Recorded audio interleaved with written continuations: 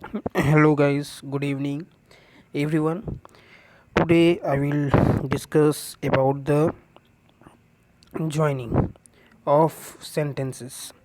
So, welcome to Virtual Academy. If you are new in this channel, on this channel, please subscribe our channels and share to your friends and your relatives. So, let's start with these videos. So,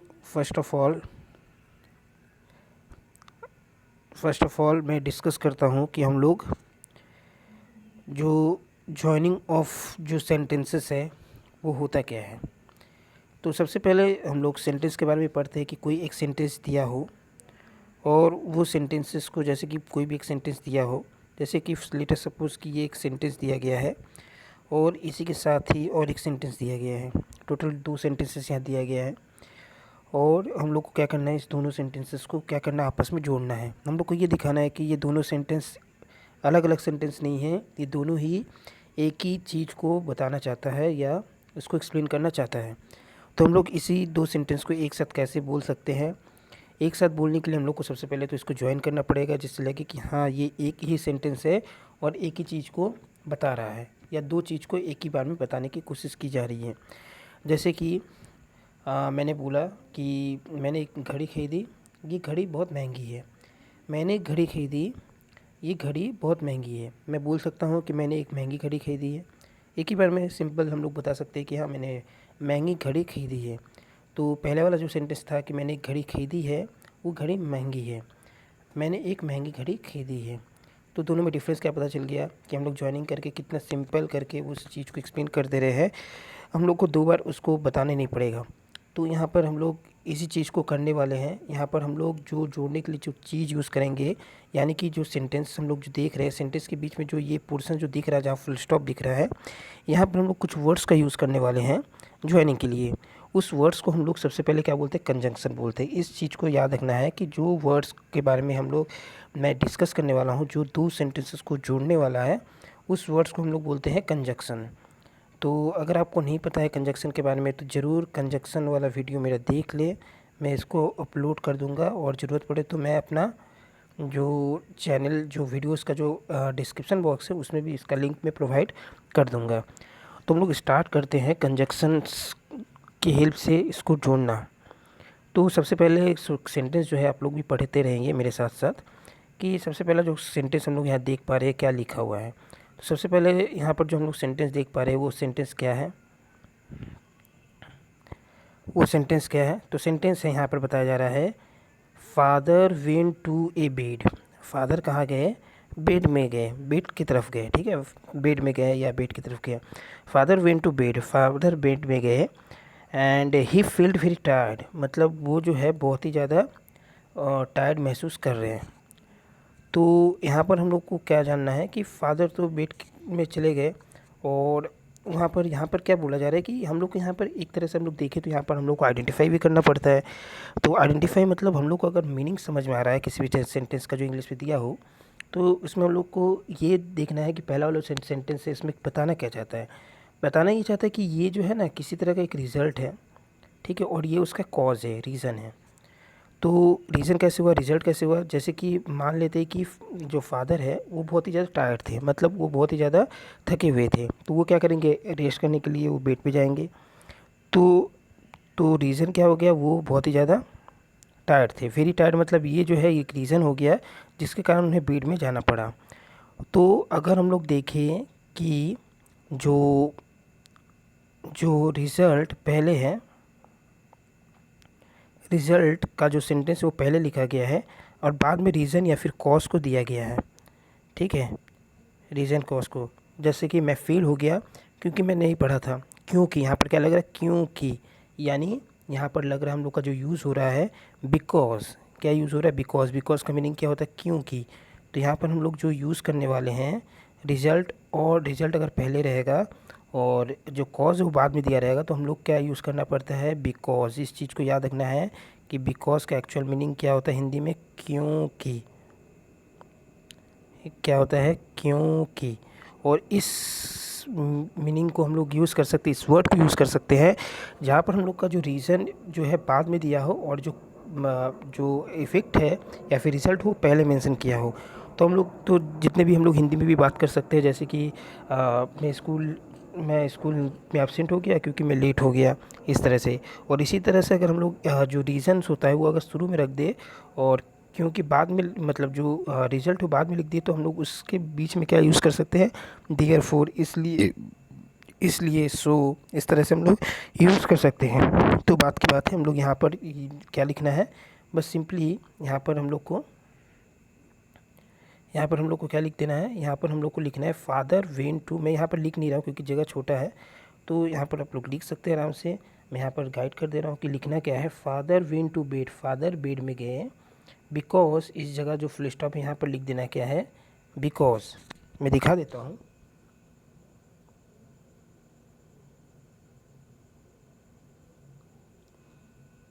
ठीक है, BECAUSE, because. And because के बाद father went to bed because he feeled very tired. बस इतना सा answer है। तो अब बढ़ते हैं हम लोग सेकंड क्वेश्चन की तरफ। सेकंड क्वेश्चन में क्या दिया गया है, सेकंड क्वेश्चन में बढ़ने से पहले थोड़ा सा एक ब्रेक लेते हैं छोटू सा। तो सेकंड नंबर क्वेश्चन देखते हैं क्या बताया जा रहा है। ही इज रिच, यहाँ पर बताया जा रहा है ही इज रिच। तो दूसरा नंबर पे क्या लिखा है, इसी का ही दूसरा नंबर में लिखा है he is rich, he is a miserly. तो यहाँ पर क्या है कि वो रिच भी है, वो मिसेरली भी है। तो हम लोग यहाँ पर क्या लिख सकते हैं,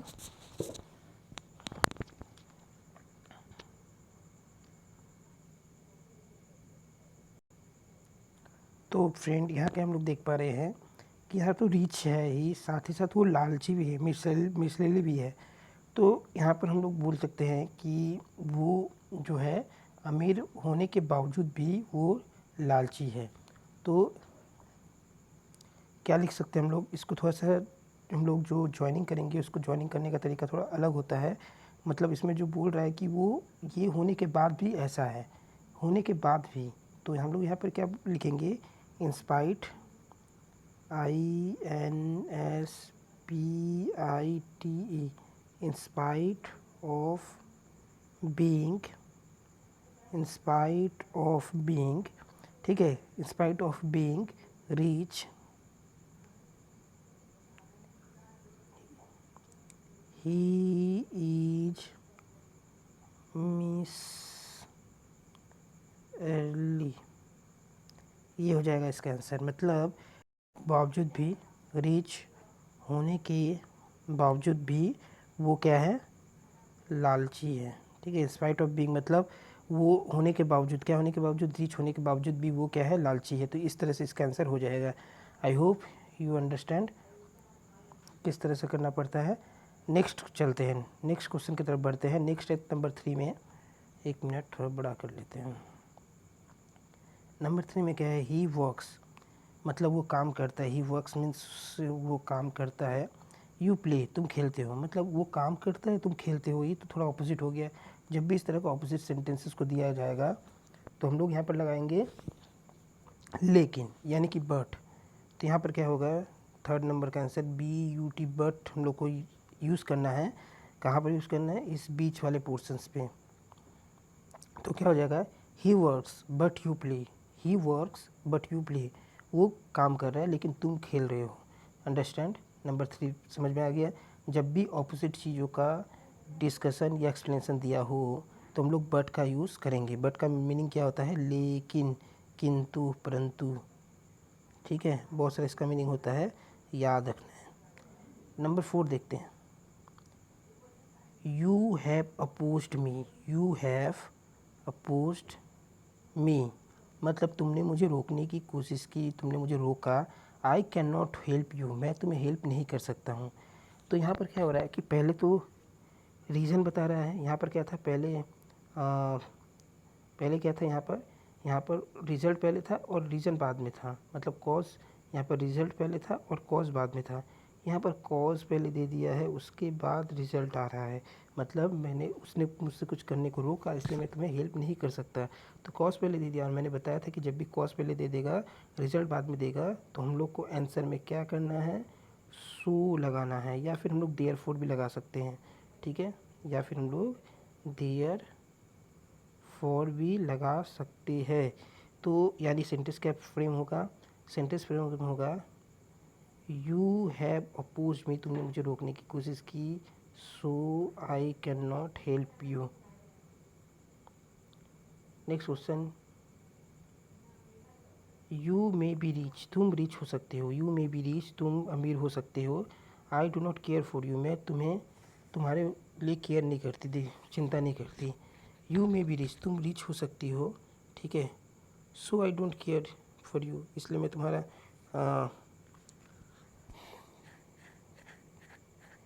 मैं तुम्हारा जो केयर है वो मैं नहीं करता, ठीक है। ऐसा हो सकता है, सो लगा सकते हैं।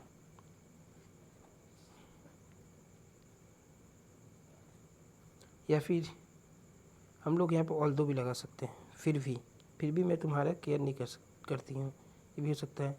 नेक्स्ट देखते हैं क्या है 7 नंबर पे, 6 नंबर पे, यू कुड नॉट पास, तुम पास नहीं हो पाओगे।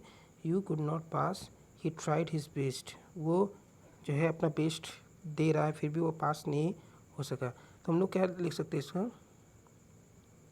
ऑपोजिट हो रहा है, मतलब वो करने के बाद भी नहीं हो रहा, तो हम लोग यहाँ पर बट लगाएंगे। तो यहाँ पर पहले ये लिख देंगे ही tried his best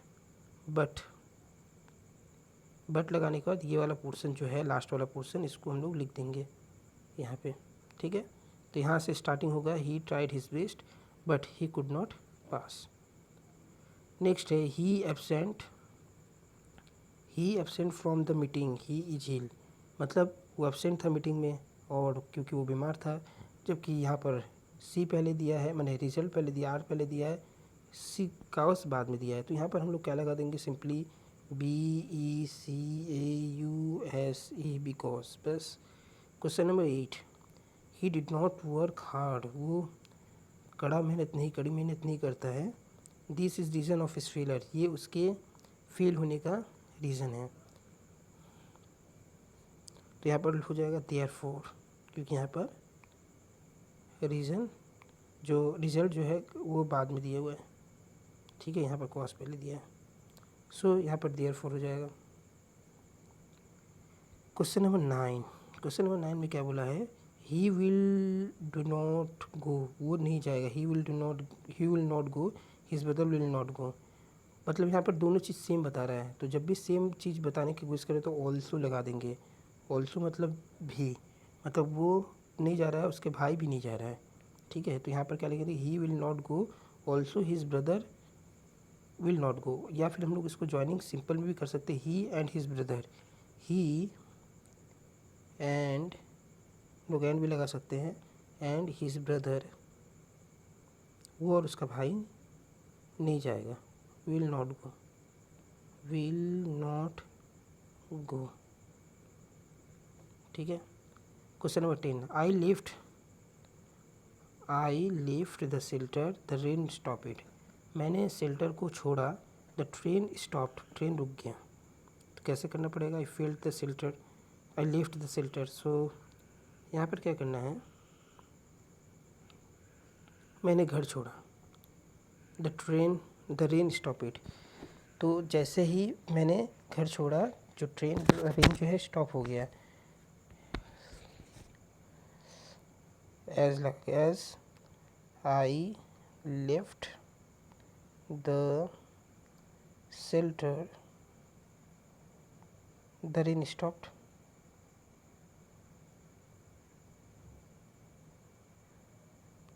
stop it, बस हो गया। नेक्स्ट क्या है,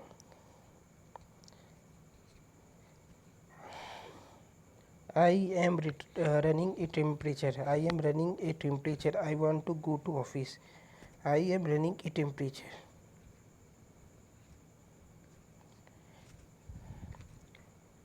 इसको खुद से करना है, ये भी खुद से करना है। अब मैंने 10 तक बता दिया, तो यहाँ से जो 10 से 11 से जो 15 तक है, इसको सभी को कमेंट बॉक्स में कमेंट करना है, या फिर मैं एक टेलीग्राम चैनल दे देता हूँ, मतलब लिंक प्रोवाइड मैं कर दूँगा, आप उसमें भी कर सकते, नहीं तो आप जो 6290400989 जो व्हाट्सएप नंबर है, आप उस पर भी जो भी क्वेरीज है, जो भी रिलेटेड कुछ भी है, सजेशन है, आप वहाँ पर ज़रूर टेक्स्ट कर सकते हैं।